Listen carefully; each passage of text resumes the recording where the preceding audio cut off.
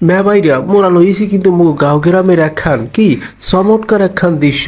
এই দৃশ্যটা দেখে অনেকেরই মনে পড়িয়া যাইবে যে ছোটকালে যে গ্রাম অঞ্চলে যে গাঙ্গে খালে বিভিন্ন জায়গায় মাছ ঠাস ধরতে আর কি হেয়ার একখান চিত্র এনে তুলে ধরছি।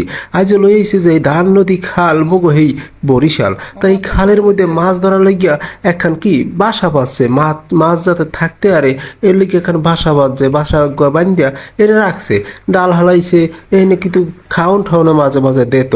তাই খাওন ঠাওন দেওয়ার পরে কি মাছ এনে আইয়া কি চুজুত করে ইয়ে বয়ে থাকতো বুঝেন। তাই এই মাছগুলা ধরার লইগে কি এনে ডালপাল হালানের প্রায় 1 মাস পরে কি 2 মাস পরে এখানে কি চতুর্দিক দিয়ে কি জাল দিয়া ব্যারিকেড দিয়া বেড়া দিয়া ওই ডালগুলো আস্তে আস্তে উড়াই ঠুড়াই আর কি কি জালগুলা চাপাই দিত, আর মাছ মনে করেন যাইতে পারতো না।